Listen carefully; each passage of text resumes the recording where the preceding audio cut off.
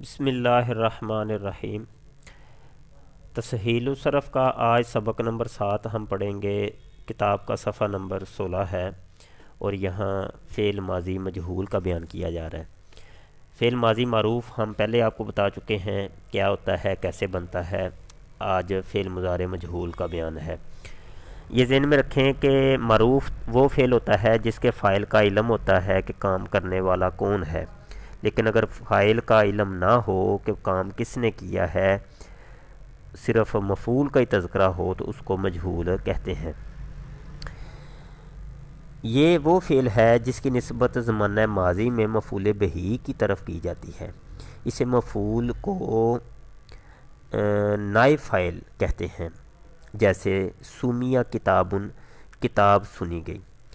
یہاں دیکھیں اصل یہ جملہ یوں تھا کہ سمیہ زیدن کتابن، زید نے کتاب کو سنا، تو بیچ میں زید جو ہے وہ فاعل تھا تو اس کو غائب کر دیا گیا ہے، اور صرف مفعول کو اس کی جگہ پہ لا کر مفعول پر نصب تھا اور اس کو رفع دے کے مفعول کا فاعل کا نائب بنا دیا گیا ہے۔ اور اب اس کا ترجمہ یوں ہو گیا ہے کہ کتاب سنی گئی، یعنی فاعل کا علم نہیں ہے۔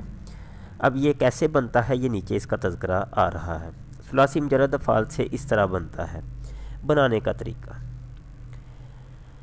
یہ ماضی معروف سے بنتا ہے اس طرح کہ ماضی معروف کے فا کلمہ کو ضمہ، یہاں دیکھیں یہ سین جو ہے نا یہ فا کلمہ ہے، یہاں ضمہ ہے، فا کلمہ کو ضمہ، عین کلمہ کو کسرہ دیا جاتا ہے۔ یہ میم جو ہے یہ عین کلمہ تھا، سومی میں میم جو ہے کسرہ دیا جاتا ہے، اور لام کلمہ کو اپنی حالت پر رہنے دیا جاتا ہے۔ چونکہ معروف کے اندر بھی عین کلمہ کے اوپر زبر تھی، نصب تھی، تو وہ نصب جوں کا توں رہا، اس کو چینج نہیں کریں گے۔ تو یہ ایک سیم طریقہ ہے مجہول بنانے کا۔ تمام فاعلہ ہو، فاعولہ ہو، فاعلہ ہو، کسی وزن پر بھی ہو، اس کے مجہول بنانے کا ایک ہی طریقہ ہے۔ آگے کہہ رہے ہیں کہ لام کلمہ کو اپنی حالت پر رہتا ہے، جیسے ناصرہ سے نوسیرہ، وہ مدد کیا گیا، شاریبہ سے شوریبہ، وہ پیا گیا، فاتحہ سے فوتحہ، وہ کھولا گیا۔ یہاں غور کریں تو ناصرہ میں عین کلمہ جو ہے وہ زبر آئی ہے، اور یہاں شاریبہ میں عین کلمہ کے نیچے زیر آئی ہے، لیکن دونوں کا مجہول ایک ہی طریقے سے بن رہا ہے، یعنی فا کلمہ کو پیش دے دی اور عین کلمہ کو زیر دے دی ہے۔ یہاں نصیرہ ہو گیا اور یہاں شوریبہ ہو گیا۔ نوٹ: فعل مضارع فعل مجہول فعل متعدی سے بنتا ہے۔ لازم اور متعدی کی تعریفات بھی پہلے گزر چکی ہیں پہلے اسباق کے اندر، اگر وہ آپ کے اسباق آپ نے سنے ہیں، اگر آپ کو یاد ہیں تو پھر آپ کو انشاءاللہ ضرور یہ بات بھی سمجھ آ جائے گی۔ فعل مجہول فعل متعدی سے بنتا ہے، فعل لازم سے نہیں بنتا۔ یہ اصل وجہ یہ ہوتی ہے کہ فعل لازم جو ہوتا ہے وہ مفعول کو چاہتا ہی نہیں ہے، اور جب کہ یہاں جو فعل مجہول جو ہوتا ہے اس کے اندر مفعول کا تذکرہ ہوتا ہے۔ اب ایک فعل جو فعل مجہول کو چاہتا ہی نہیں، مفعول بہ کو چاہتا ہی نہیں، تو اس سے کس طریقے سے فعل مجہول بنے گا، یہ بات بھی آپ کو سمجھ آ گئی ہوگی۔ دوبارہ سن لیں کہ فعل مجہول فعل متعدی سے بنتا ہے، فعل لازم سے نہیں بن سکتا، کیونکہ فعل مجہول کی نسبت مفعول کی طرف کی جاتی ہے اور لازم فعل کا مفعول نہیں ہوتا۔ اگر لازم فعل سے فعل مجہول بنانا مقصود ہو تو مذکورہ قاعدے کے مطابق فعل معروف سے مجہول بنا کر نائب فاعل سے پہلے حرف جر با کا اضافہ کر دیا جاتا ہے۔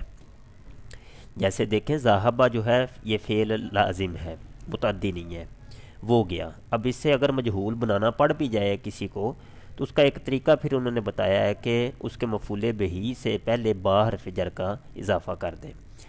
ذُہِبَ بِزَیدٍ، تو یعنی اس کو لے جایا گیا۔ داخلہ سے دُخِلَ بہ، اس کو داخل کیا گیا۔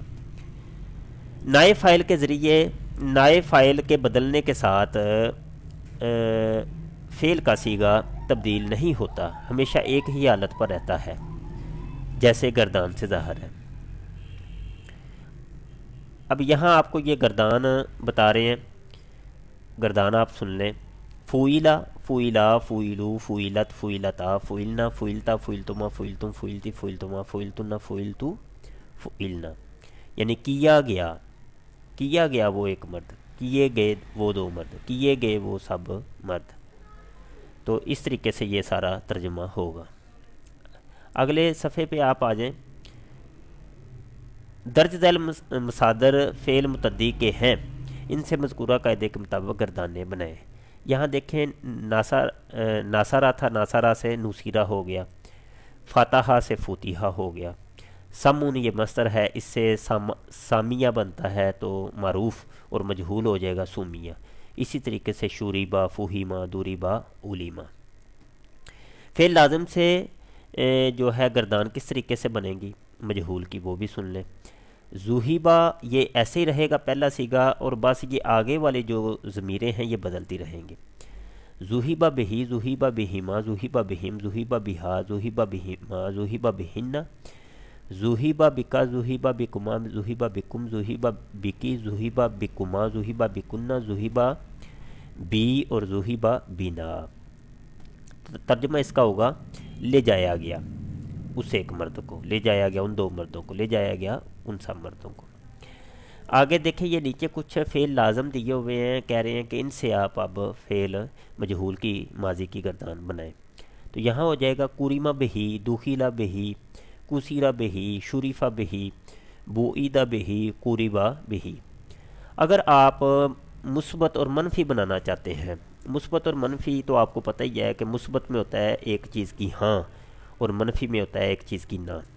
تو مثبت سے منفی بنانے کے لیے فعل ماضی معروف اور مجہول سے پہلے ما یا لا حرف نفی ہیں، یہ دونوں، ان کا ترجمہ ہوتا ہے نہیں۔ دونوں میں سے کوئی ایک بھی لگا دیں تو وہ ماضی منفی بن جاتی ہے۔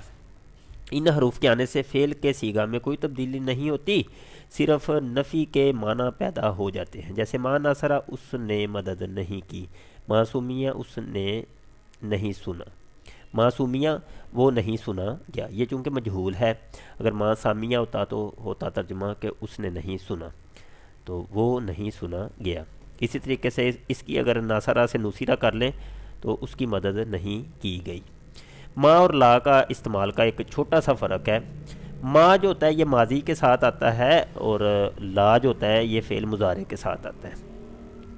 لا اصل میں ہوتا ہے کہ یہ دو فعلوں کے ساتھ آتا ہے، تو مضارع کے اندر چونکہ دو زمانے پائے جاتے ہیں، ایک حال اور ایک مستقبل، اس وجہ سے لا آتا ہے۔ اگر دو ماضیوں کا اکٹھا تذکرہ کیا جائے تو پھر بھی لا لے آتے ہیں، کوئی اس میں حرج نہیں ہے۔ ان دو حرفوں کے استعمال میں فرق صرف اس قدر ہے کہ حرف ما فعل ماضی سے پہلے آتا ہے، اکیلا آتا ہے، جیسے ما ذہبہ، اور لا کا تکرار دوسرے فعل ماضی کے ساتھ ضروری ہے، جیسے لا ذہبہ ولا دخلا ولا صدق ولا صلی۔ تو یہ مثالیں دے کے آپ کو سمجھا رہے ہیں۔ ویسے حقیقی طور پہ لا جو ہے فعل مضارع کے ساتھ آتا ہے، تو اس کا فلسفہ میں بتا چکا ہوں کہ اس میں دو زمانے ہوتے ہیں، اس وجہ سے یہ آتا ہے۔ تو دو ماضیوں پر بھی داخل ہو جائے تو کوئی حرج نہیں۔ تو یہ آج کا سبق بھی ہمارا کلیئر ہوا۔ میں امید کرتا ہوں کہ آپ سبق یاد کر رہے ہوں گے، اور یہ ہمارا کنز الایمان ریسرچ انسٹیٹیوٹ کا یہ ایک نصاب چل رہا ہے، 4 سالہ درس نظامی کورس، جو شارٹ کورس ہم نے رکھا ہے کاروباری احباب کے لیے، تو اس سلسلے کی یہ کڑی ہے، اور اس کڑی میں آپ شامل رہیں اور سلسلہ وار ان اسباق کو سنتے رہیں، انشاءاللہ آپ کو بہت فائدہ ہوگا۔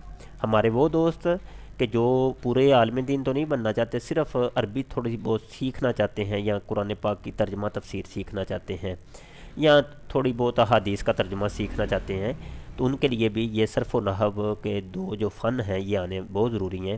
اگر یہ دو فن آئیں گے تو آپ کو عربی پہ مہارت آئے گی، اگر یہ دو فن نہ آتے ہوں تو عربی نہیں آ سکتی۔